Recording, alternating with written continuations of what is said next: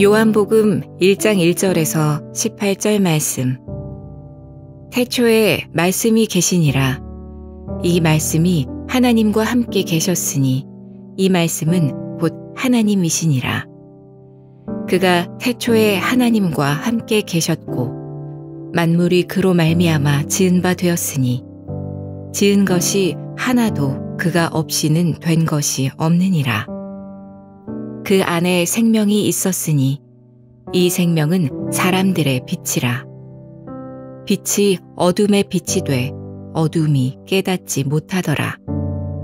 하나님께로부터 보내심을 받은 사람이 있으니 그의 이름은 요한이라. 그가 증언하러 왔으니 곧 빛에 대하여 증언하고 모든 사람이 자기로 말미암아 믿게 하려 함이라. 그는 이 빛이 아니요 이 빛에 대하여 증언하러 온 자라.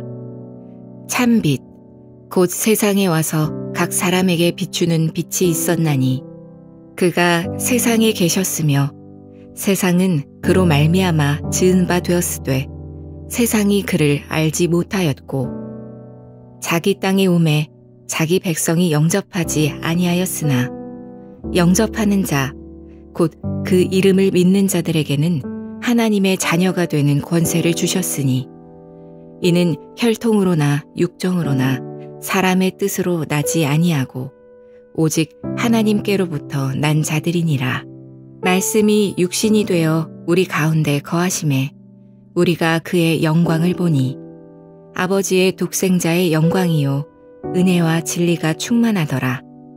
요한이 그에 대하여 증언하여 외쳐 이르되 내가 전에 말하기를 내 뒤에 오시는 이가 나보다 앞선 것은 나보다 먼저 계심이라 한 것이 이 사람을 가리킴이라 하니라. 우리가 다 그의 충만한 데서 받으니 은혜 위에 은혜로라.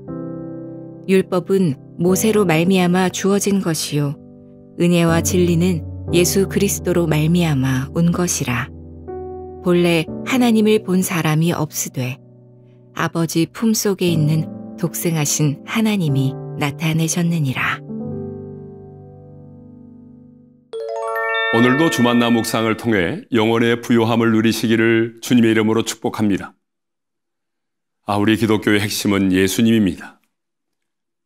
예수님 때문에 우리가 영원한 생명을 얻었고 예수님 때문에 교회가 세워졌습니다.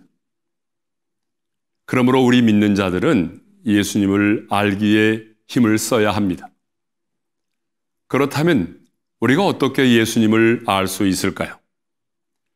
성경을 통해서 알 수 있습니다. 성경 66권 전체가 예수 그리스도를 소개하고 있습니다. 구약은 오실 예수님에 대해서 기록하고 있고 신약은 오신 예수님에 대하여 기록하고 있습니다. 그 중에서도 이 사복음서라 불리는 마태복음, 마가복음, 누가복음, 요한복음은 예수님의 사역과 가르침을 상세하게 기록하고 있습니다. 그렇기 때문에 예수님이 어떤 분이신지 자세히 알려면 사복음서를 읽어야 합니다. 사복음서 중에서도 예수님의 신성에 대해서 알려면 요한복음을 읽어야 하지요. 요한복음은 다른 복음서들과 달리 강조점이 다릅니다. 공관복음이라 불리는 다른 복음서들이 예수님의 사역과 하나님의 나라를 중점적으로 다루고 있다면 요한복음은 예수님이 하나님의 아들이시라는 것과 그 하나님의 나라에 초점을 두고 있습니다. 한마디로 요한복음은 예수님의 하나님 되심을 밝히 드러내고 있습니다. 요한복음의 첫 부분인 오늘 본문에서도 예수님의 하나님 되심이 명확하게 드러나고 있어요. 이를 통해 우리 두 가지 메시지를 나누겠습니다. 첫째로 예수님은요, 영원 전부터 계셨고 하나님과 동등하신 분이시라는 것입니다. 예수님은 2000여 년 전에 마리아의 몸을 통해 이 땅에 태어나셨지만 그 전부터 계셨던 분이죠. 본문 1절입니다. 태초에 말씀이 계시니라 이 말씀이 하나님과 함께 계셨으니 이 말씀은 곧 하나님이시니라. 요한은 태초에 말씀이 하나님과 함께 계셨고 이 말씀이 곧 하나님이시라고 기록했습니다. 여기서 말씀은 예수 그리스도를 가리킵니다. 그리고 태초는 영원전을 의미하죠. 그러니까 1절의 의미는 예수님이 영원전부터 하나님과 함께 계셨다는 것을 말합니다. 마태복음과 누가복음 외에는 예수님의 족보가 기록되어 있습니다.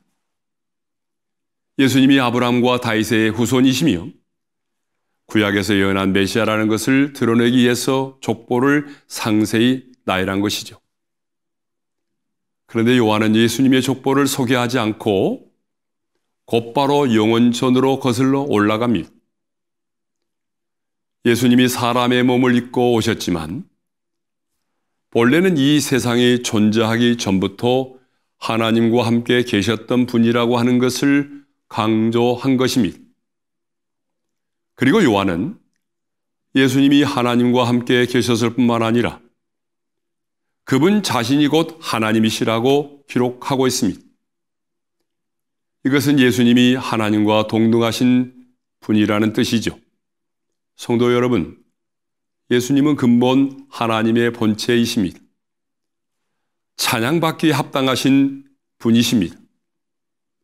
그러므로 우리도 요한처럼 예수님의 하나님 되심을 고백해야 합니다. 마태복음 16장 16절 말씀입니다. 주는 그리스도시요 살아계신 하나님의 아들이시니라. 이 말씀을 애우시고 날마다 입술로 고백하시기를 주님의 이름으로 축복합니다.